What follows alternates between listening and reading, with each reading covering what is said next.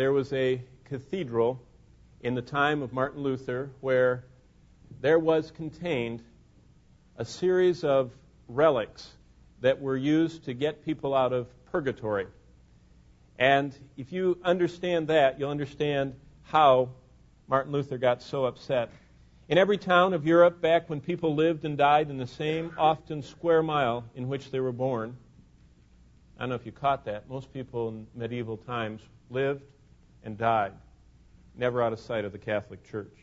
They worked the fields, walked the streets, and were buried behind the church. Amazing era. It was the Dark Ages when there were no books and normal people couldn't read and superstition reigned supreme. Into this world add total spiritual darkness and a complete void of truth. Add in the unbridled lusts of the flesh, and you have the picture of Germany in the early days of the 1500s. It's the 16th century, and Martin Luther is in his late teens, in his early 20s. Life in Germany was at a low ebb. Most of the peasant farm-working men drank to drunkenness and lived a rough life. And the Roman Catholic Church had condemned all but a few saints to the endless labyrinth of fire called Purgatory. Therefore, the souls of the sinful were to be burned in great painfulness until the price of their sins was finally paid and they were purged. So life was even more hopeless, because life here was bad and life there would be bad. Then, early in the 1500s, into Wittenberg came a stream of ancient objects called relics. Relics are items that were found during the Crusades in the 12th century in the Holy Land. Relics were said to possess wonderful power. The most talked about power these relics had was to reduce a person's years in purgatory. Add to this fact that in Luther's day, the Roman Catholic Church was enduring a playboy pope, Leo X of the House of Medici. Leo had come to the papal chair by great price to his family, who bought him the position. So he was paying them back. He was selling the offices of the church to whoever would pay well for the privilege. The Archbishop of Mainz, the Primate of Germany, borrowed the money to buy his office, and therefore the Pope allowed him to issue indulgences. I'll explain all these words in just a moment. To recoup his expenses. An indulgence promised the complete and perfect remission of all sins to those or their dead relatives or friends who would subscribe to the building of St. Peter's Cathedral in Rome. But only half the money went for this purpose. The rest would repay the Archbishop's loan by which he bought the office. Well, a popular jingle in the time of Luther phrased the promise of the Pope quite well, and you've all heard it. As soon as the coin doth in the coffer ring, the soul doth from purgatory wing. It was catchy. Let me explain the incredible relics. You may have never heard of them in the Middle Ages. Because this is what so deeply offended Martin Luther. In Martin Luther's time, if you would go through the Elector of Wittenberg's castle, who's that? He was the head of that state of Germany. If you would go through his castle, you would hasten your entrance to heaven by upward of several million years. And not teasing. The Elector was the political leader in Germany from the late 1400s to the early 1500s. In his castle, he had collected almost 30,000 relics. Now again, what is a relic? Well, let me read to you, first of all, from the final decrees of Trent. This is the official codified law of the Roman Catholic Church. And I'll just read the preface. The Creed of Pope Pius IV, the summary of the doctrines taught by the canons and decrees of the Council of Trent, promulgated in a bull by Pius IV, A.D. 1564. You say, oh, good. 400 years ago, they don't believe that anymore. They believe it more now than they did then. And I'll explain to you. Here's what he said. I, Pius IV, believe and profess with a firm faith all and every one of the things which are contained in the symbols of faith which are used in the Holy Roman Church. First point. I constantly hold that there is a purgatory and that the souls detained there are helped by the suffrage of the faithful. Did you catch that? You get out of purgatory when faithful people suffer on your behalf, not when Jesus dies in your place. Likewise, that the saints reigning together with Christ, those already in heaven, are to be honored and invoked. That means called upon. That they offer prayers to God for us. There's so many points here, but the Scriptures say that Jesus Christ is our intercessor, and that the saints in heaven, that they are worshiping the Lord, and that their prayers are in a bowl, but it doesn't say that they call out to Christ to get people out of the fire.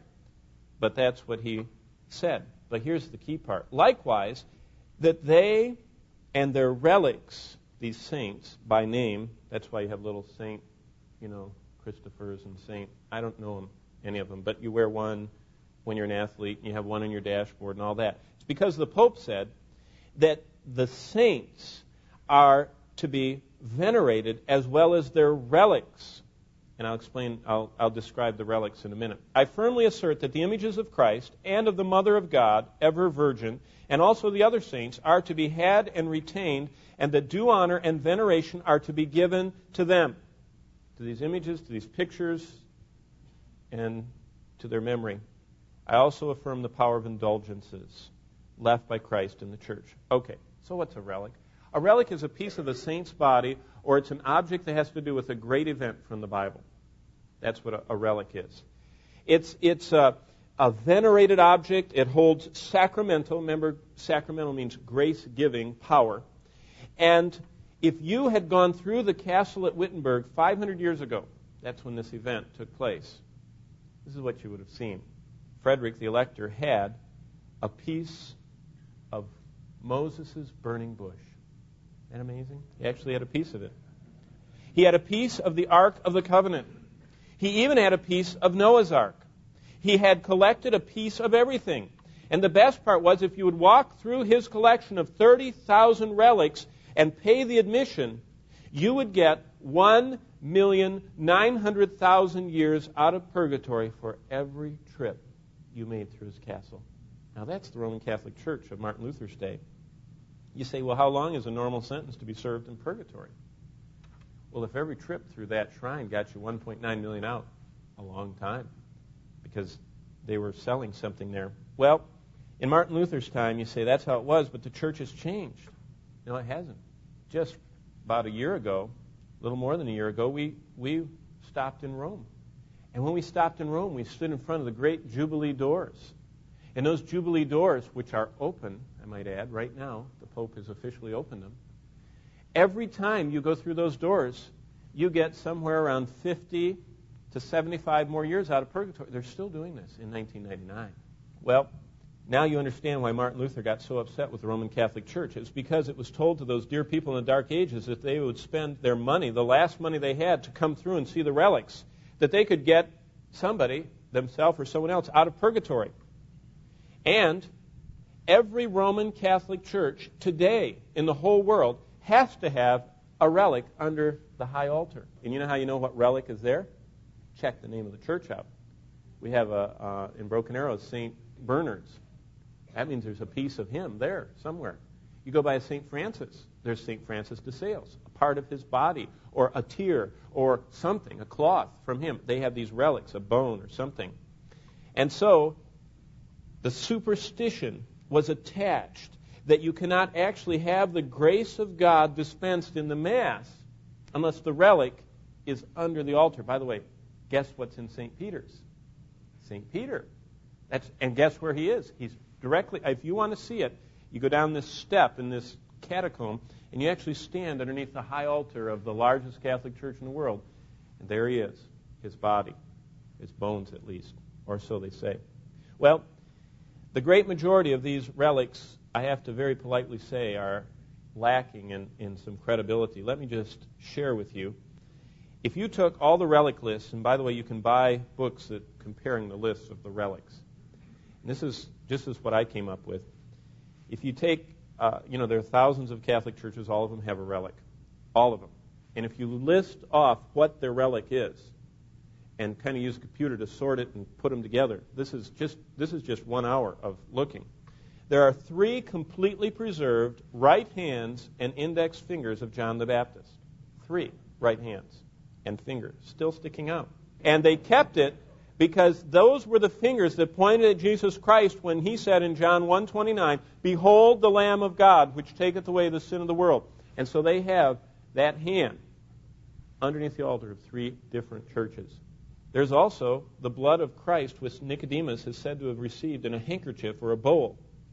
It's displayed in Rochelle, Mantua, and in Rome, as well as several other Roman Catholic cathedrals. They actually have a bowl with a handkerchief in it, just dipped in it, and that bowl of blood is left over from the crucifixion. The manger in which Christ laid at his birth is underneath a church. The cradle that Mary kept him in is underneath another church. The shirt that his mother made for him to wear when he laid in the manger is under another church in France. The pillar on which he leaned when he disputed with the scribes and Pharisees in the temple is in one church. The water pots from which he turned the water into wine are the relics of another church. The nails and pieces of the cross are shown in Rome, Ravenna, Pisa, Cluny, Angers, and elsewhere. Now, wait a minute. How many nails was Christ crucified with? Well, it's interesting how many there are, and I'll get to the list of those in a minute. The table of the Last Supper happens to be in St. John of the Lateran in Rome. The whole Last Supper table is there.